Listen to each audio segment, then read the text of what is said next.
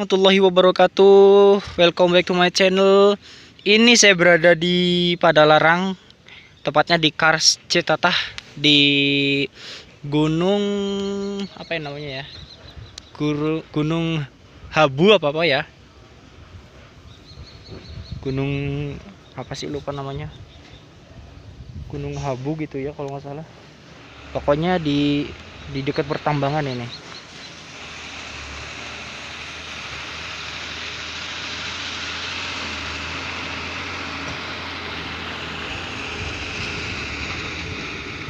Ini ada truk. Ini nih yang ngangkut dari pertambangan sebelah sana.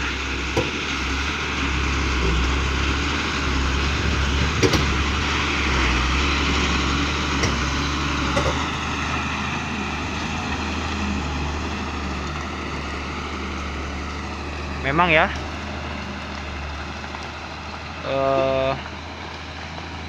bener-bener tambang itu nggak bisa ditolerir. Tambang itu seperti emas kalau di sini ya. Ini mahal loh. Satu truknya ini bisa, kalau udah diolah, kalau truk itu kan biasanya bawa material misalnya dari kapurnya atau dari tanahnya. Satu truk besar tadi itu bisa berapa juta itu? Udah puluhan juta segitu. Belum kalau udah diolah. Kalau udah diolah mungkin segitu bisa mencapai puluhan, bisa jutaan mungkin, puluhan juta mungkin ya, ratusan juta mungkin kalau udah diolah menjadi kapur, terus menjadi apa lagi. Jadi dari batuan kapur seperti ini bisa diolah menjadi berbagai macam jenis olahan-olahan dari kapur ini. Jadi nggak hanya kapur outputnya nanti, tapi batu kapur ini bisa diolah menjadi misalnya pupuk, campuran dari misal apa lagi, campuran cat misal, bisa campuran semen itu paling utamanya ya. Tapi selain itu banyak sekali olahan-olahan dari kapur, batu kapur yang menjadi berbagai macam jenis olahan atau jenis sesuatu barang yang bisa bermanfaat. Bisa campuran pupuk, itu bisa juga. Bisa campuran apa lagi? Campuran aspal juga bisa. Banyak itu manfaatnya.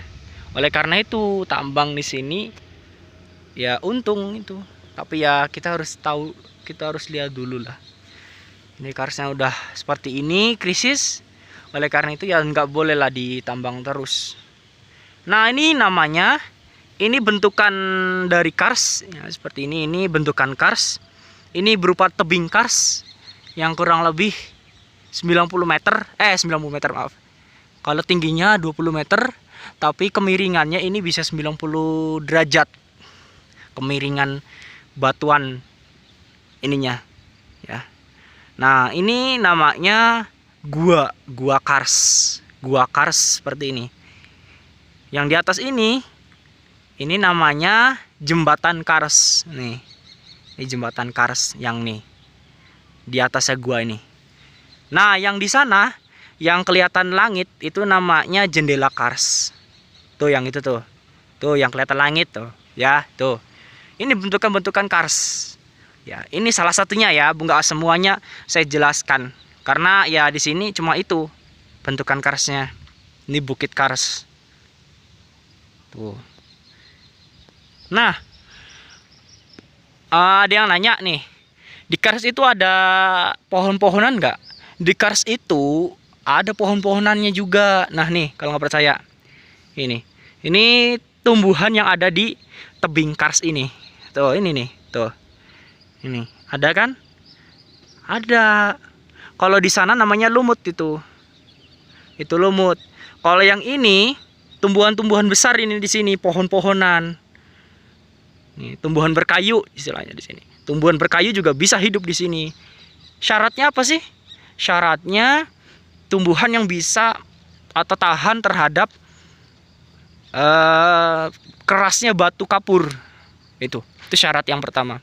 Syarat yang kedua tentunya bisa hidup di wilayah yang kurang air.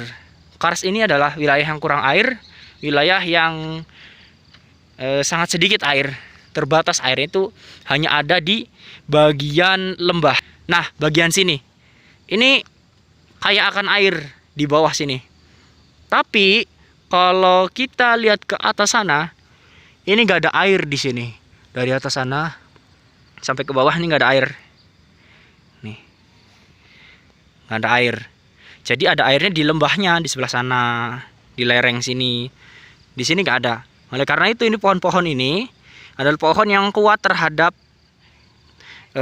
air yang kurang. Tuh ada ya. Jadi kalau kamu punya tanah, teman-teman punya tanah di wilayah kapur, nggak usah takut, nggak usah khawatir. Aduh, nanti nggak bisa ditanami. Bisa nih buktinya. Tuh lihat akarnya itu nembus ke sampai ke ininya nih. Aku zoom. Tuh akar bisa nembus ke batuan kapur ini, ke batunya. Tuh kuat itu. Tuh luar biasa ya. Tuh kenampakan yang ada di kars ya, beberapa kenampakan, nggak semua. Nah, saya pengen ngasih tahu ke teman-teman, kenapa kok di tebing kars itu warnanya putih seperti ini, kayak meleleh gitu. Nah, ini nih kayak meleleh. Karsnya itu kapurnya kayak meleleh. Kenapa seperti ini?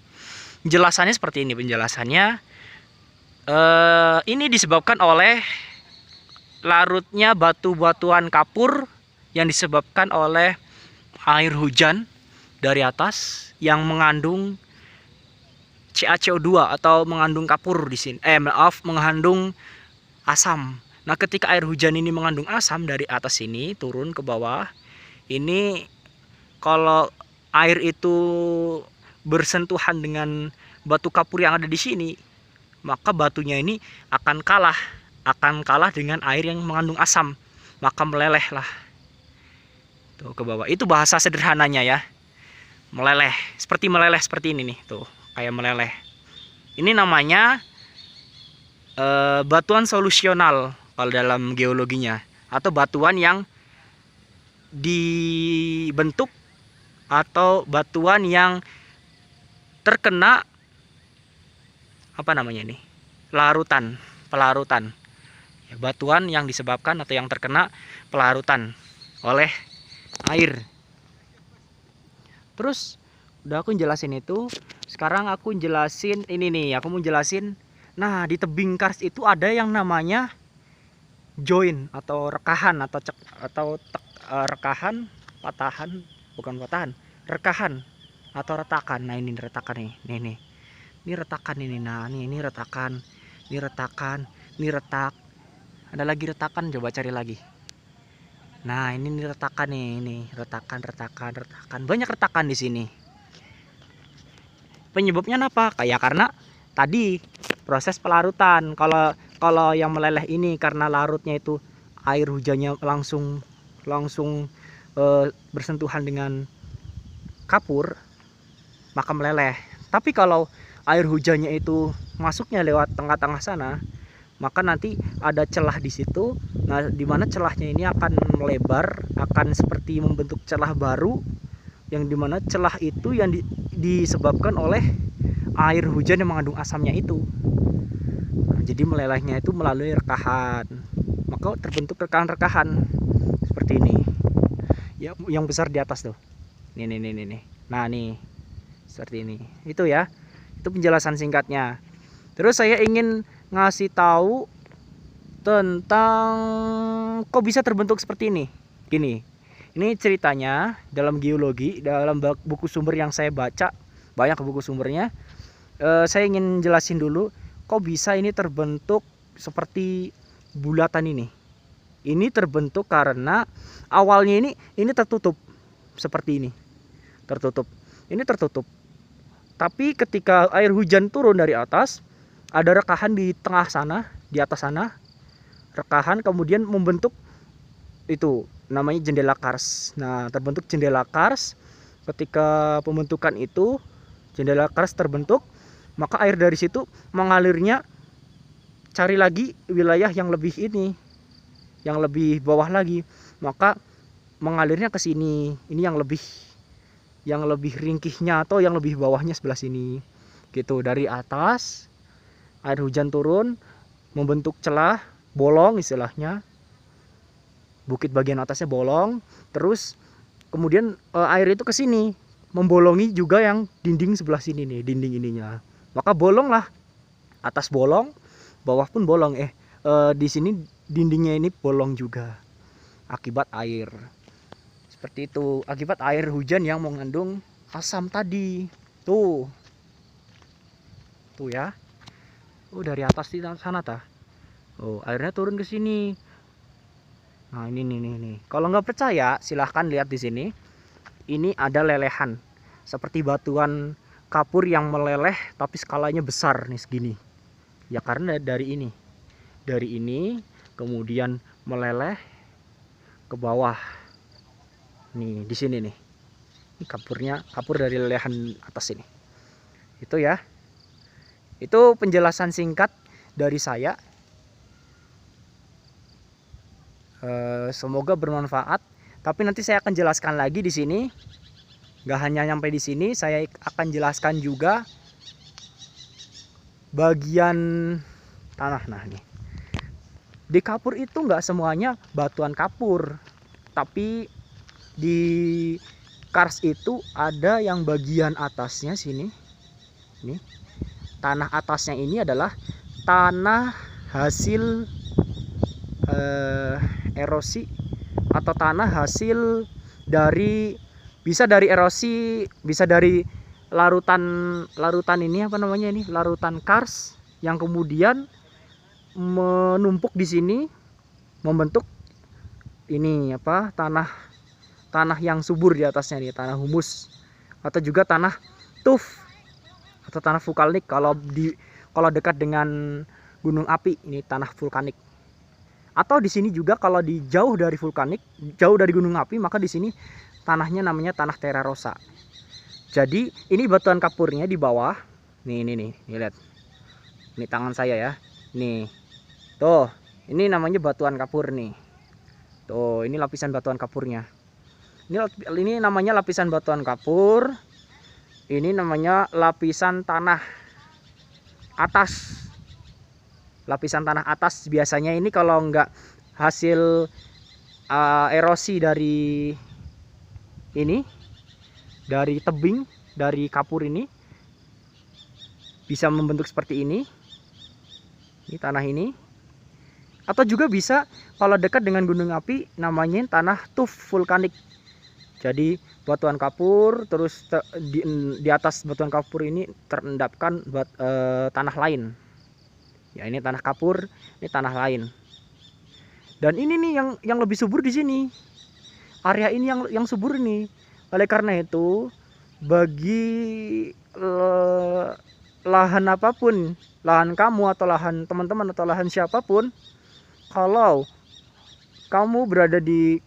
lahan kamu ada di wilayah kapur kars, maka kamu nggak usah khawatir nggak bisa diolah. Soalnya di sini ada tanah yang lebih subur daripada tanah utamanya, yaitu ini tanah ini nih. Bisa tanah endapan atau tanah tuf juga bisa kalau di dekat vulkanik. Kalau di jauh dari vulkanik namanya tanah endapan atau tanah apa ya, bisa tanah endapan dari organisme yang jatuh, yang mati, atau juga bisa dari bisa dari bisa dari ini nih, pelarutan dari kapurnya ini. Jadi batu kapur larut, kemudian lama-lama ngendap. Nah, dengan waktu yang lama batu itu berubah karena dia berada di atas batuan yang lebih tua. Nah, ini yang lebih tua di sini, ini yang lebih muda. Sudah ya, itu bentukan-bentukan kars. Semoga bermanfaat, semoga paham. Dan kalau ada waktu luang silahkan kunjungi ke sini. Nah, itu ada orang itu. lihat apa itu di kayaknya sedang berusaha manjat ke tebingnya itu ya. Tuh, ini wisata di sini. Silahkan bisa ke sini di Padalarang. Di sini banyak sekali wisata-wisata berbasis kars. Bisa kunjungi, karena ini pandemi jadi mungkin nggak terlalu ramai. Bisa lah lain waktu ya. Sekian saja, terima kasih.